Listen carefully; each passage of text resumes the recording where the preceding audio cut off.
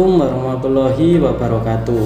Perkenalkan, nama saya Masuri Dika Adi Saputro dengan NIM 22032504. Saya menempuh pendidikan di Universitas Setia Malang, program D3 Perkamedis dan Informasi Kesehatan. Pada kesempatan kali ini saya akan menjelaskan anatomi fisiologi sistem endokrin yang dibimbing oleh dosen Bapak Endri Didiarto, Eskep, NS, MPD. Apa itu sistem endokrin? Sistem endokrin adalah suatu kelenjar yang mengirim hasil sekresinya langsung ke dalam darah yang beredar dalam jaringan dan mengekspresikan zat yang disebut hormon. Kelenjar endokrin merupakan kelenjar buntu yang menyekresi hormon untuk mempengaruhi organ-organ lain. Fungsi dari kelenjar endokrin yang pertama menghasilkan hormon yang dialirkan ke darah guna diperlukan oleh jaringan tertentu. Yang kedua, mengontrol aktivitas kelenjar tubuh. Yang ketiga, merangsang aktivitas kelenjar tubuh. Yang keempat, merangsang pertumbuhan jaringan. Dan yang kelima, mengatur metabolisme. Kelenjar dalam sistem endokrin ada 10 bagian. Yang pertama ada kelenjar hipotalamus. Yang kedua ada kelenjar pineal. Yang ketiga ada kelenjar hipofisis. Yang keempat ada kelenjar tiroid. Yang kelima ada kelenjar paratiroid. Yang keenam ada kelenjar timus. Yang ketujuh ada kelenjar adrenal. Yang kedelapan ada kelenjar pankreas. Yang kesembilan ada kelenjar ovarium. Dan yang kesepuluh ada kelenjar testi. Mari kita bahas yang pertama ya. Yang pertama ada kelenjar hipotalamus. Kelenjar hipotalamus terletak di bawah otak besar, pusat koordinasi sistem saraf otonom utama, berperan dalam koordinasi sistem saraf, sistem endokrin tubuh, dan pola perilaku serta emosi. Hormon yang dihasilkan hipotalamus adalah CRH, GnRH, hormon pertumbuhan, dan oksitosin. Yang kedua ada kelenjar pineal. Terdapat di dalam vertikal otak, bentuknya kecil seperti kerucut, warna kemerahan dan abu-abu.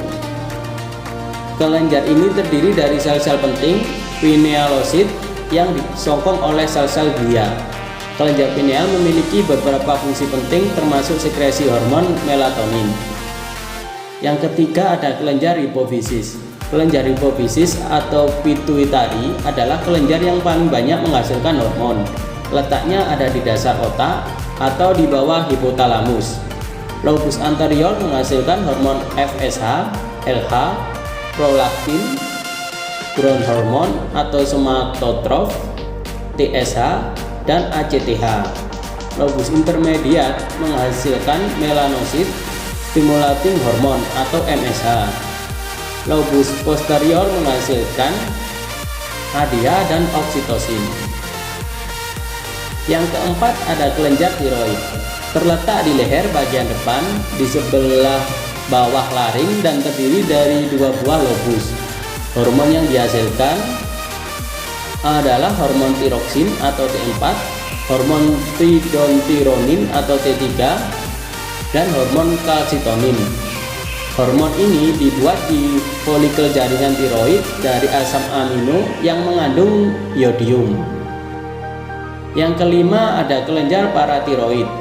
Hormon yang dihasilkan adalah PTH yang berfungsi untuk mengatur konsentrasi ion kalsium dalam cairan ekstraseluler. Hormon paratiroid meningkatkan kalsium darah dengan cara merangsang reabsorpsi kalsium ginjal. Fungsinya yang pertama metabolisme kalsium dari fosfor, yang kedua meningkatkan pelepasan kalsium dari tulang, yang ketiga meningkatkan absorpsi kalsium di GI tract. Yang keenam ada kelenjar timus. Kelenjar timus terletak di sepanjang rongga trakea di rongga dada bagian atas. Kelenjar yang bertanggung jawab pada pertumbuhan manusia.